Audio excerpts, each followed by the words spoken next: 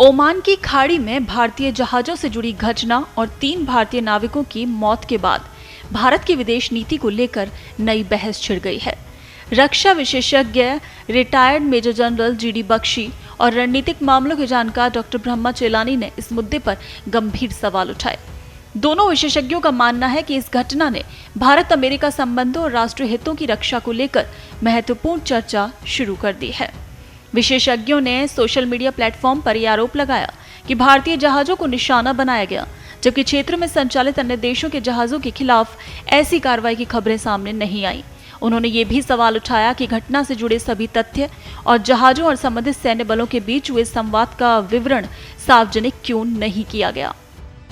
3 भारतीय जानें आपने ली है, क्या एक भी चीन का जहाज को खरोच आई है? 90% ईरान का तेल कहां जा रहा है? चीन को जा रहा है। 90% ईरान का तेल चीन को जा रहा है। 80 जहाज 100 जहाज चीन के निकल गए। एक के ऊपर आपने हमला किया? नहीं किया। रूस के जहाज को हाथ लगाने की हिम्मत है तुम में? अमेरिका नहीं है। तो क्या सोच के आपने भारत पे चढ़ गए कि ये कमजोर है? अबे न्यूक्लियर बॉम्ब है हमारे पास, ईरान के पास नहीं थे। उसने तुम्हारी ऐसी तैसी कर दी है, तुम्हारी बत्ती बंद हो गई है साहब, नाक से धुआं निकल रहा है, ठीक है। और भारत के ऊपर उंगल मत देना साहब, उंगल टूट जाएगी, क्योंकि यहाँ की जनता में आक्रोश है। गाजा पे विदेश नीति को लेकर सवाल उठा, जिस तरह जयशंकर ने भी जिस तरीके से बातचीत की, वैसे क्या लगता है जिस तरीके से 3 भारतीयों की मौत के बाद कहीं ना कहीं विदेश जो मंत्री है उनका कहीं ना कहीं इसमें जवाबदेही बनती है? देखिए साहब, ये किसकी जवाबदेही बनती है किसकी नहीं बनती है, हम देखना चाहते हैं अंतिम रिजल्ट क्या है। क्या ये हमले चलते रहेंगे या हम आवाज उठाएंगे? हमारी पहली आवाज, हमारी गलती में मुझे लगता है ये हुई कि हमने बड़ी धीमी आवाज उठाई कि यार अमेरिका बहुत ताकतवर है, अमेरिका से हमको ट्रेड डील करनी है। तुम ट्रेड डील के लिए मरे क्यों जा रहे हो यार? अगर नहीं होती ट्रेड डील अमेरिका में से तो क्या कयामत आ जाएगी? नहीं ना, क्या कयामत आ जाएगी? क्या हम यूरोप को नहीं बेच सकते, चीन को नहीं बेच सकते, रूस को नहीं बेच सकते, अफ्रीका को नहीं बेच सकते? दूसरी मार्केट ढूंढो। हर दिन ये हमको कोई ना कोई धमकी देना, 50% टैरिफ लगाएगा, फिर सुप्रीम कोर्ट अमेरिका की ने डाउन कर दिया कि केवल 10%, तो 12% हमारे पे और लगाया कि फोर्स लेबर कर रहे हैं। पाकिस्तान में फोर्स लेबर नहीं हो रहा। टेररिज्म आपको केवल ईरान में दिख रही है, पाकिस्तान टेररिज्म नहीं कर रहा। उसके आसिफ मुनीर को गोदी में क्यों बिठा रहे? क्यों उसको उकसा रहे हो पालतू कुत्ते की तरह की और काटो भारतवर्ष? देखिए साहब, बहुत हद से ज्यादा चीजें बढ़ जा रही हैं और शत्रुबोध हमको अब धीरे धीरे हो रहा है। अगर कई लोगों के आंख से पर्दा अभी भी नहीं गिरा है तो मुझे लगता है कि अमेरिका खुद गिरा है। सर, गाजा में 1 लाख 3 साल से लगातार मौतों का सिलसिला बढ़ता जा रहा है। अभी भी इजराइल जो है गाजा के ऊपर हमला कर रहा है।